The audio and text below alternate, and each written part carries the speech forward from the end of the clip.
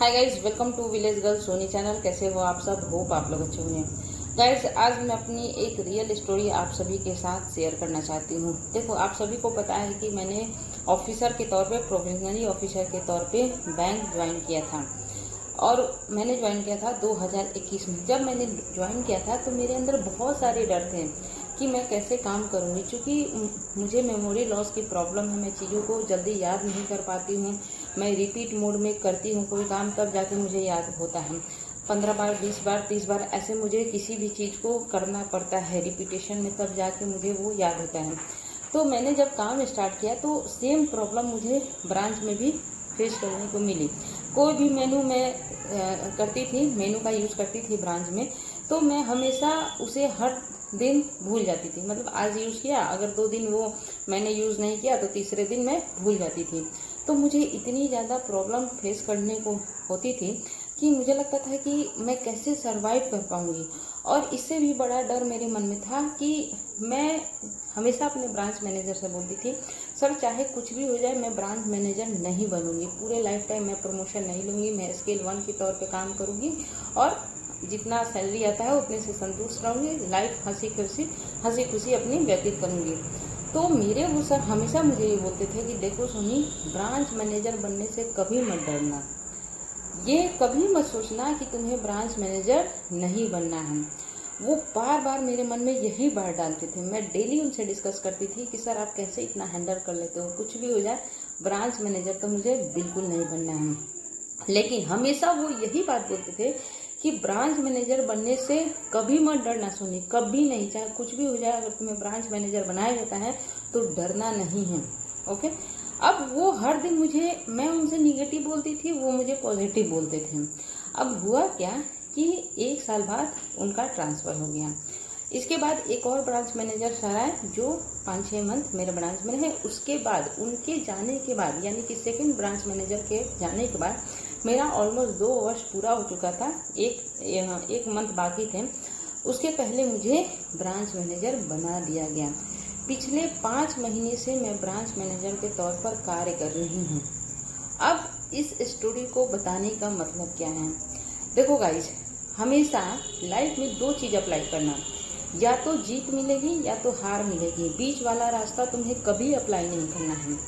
मुझे जब branch manager बनाया गया, मैं बहुत ज़्यादा अंदर से डरी हुई थी, क्योंकि वो मेरे लिए नया चैलेंज था। मुझे लोन करना, बहुत सारी चीज़ें हैंडल करना एक बार में मिला, जो मेरे लिए बहुत बड़ा नया चैलेंज था। अब एक लड़की जो स्ट्रगल कर रही है अपनी नौकरी करने में भी, उसे अचानक से पूरा ब्रांच का कार्यभार सौंप दिया जा रहा है, तो आप सोचो उसकी हालत क्या होगी। लेकिन मैं बिल्कुल डरी नहीं। मैंने इसे एक चैलेंज की तरह एक्सेप्ट किया और हमेशा इस चीज़ को रिपीट किया कि मेरे सर ने क्या बोला था, सोनी कभी भी ब्रांच मैनेजर बनने से डरना नहीं। इस चीज़ को मैंने अपने 5 महीने के एक्सपीरियंस में इम्प्लीमेंट किया। मुझे दिक्कतें आई, लेकिन मैंने चीज़ों को बार बार सीखना चालू किया।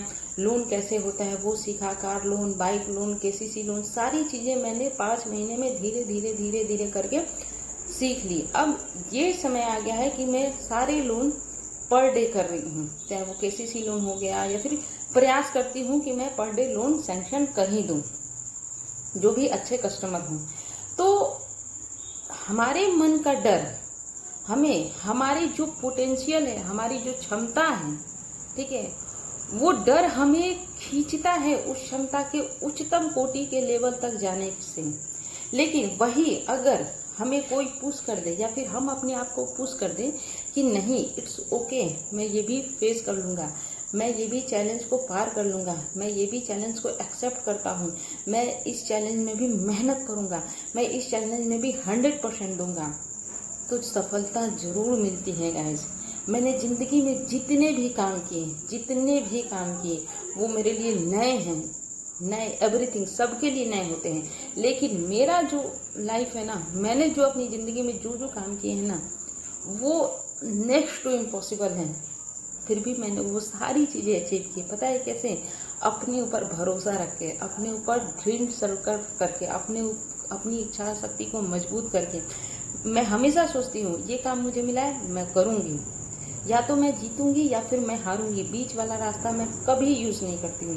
गिव अप मैं कभी नहीं करती हूँ। डेली मुझे बहुत सारे काम होते हैं, होता है ना, बहुत सारे बैंकर्स बोलते हैं बहुत ज़्यादा प्रेशर है, ब्रांच मैनेजर को बहुत ज़्यादा प्रेशर है, मुझे भी है।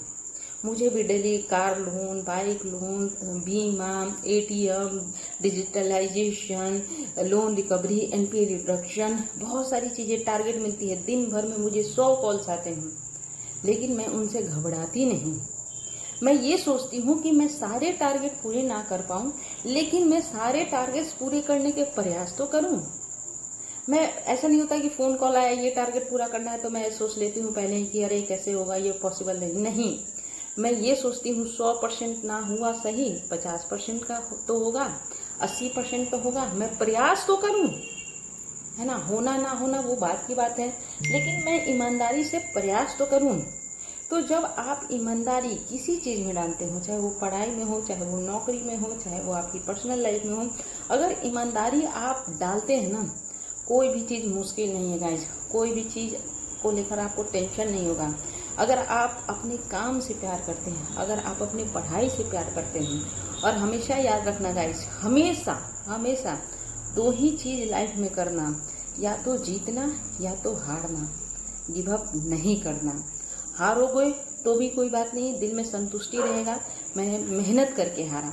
और जीतोगे तो वो तो बहुत ही बेस्ट है। तो या तो जीतो या तो हारो। कमेंट करो गाइस, तीसरा रास्ता बिल्कुल नहीं चूज करना है।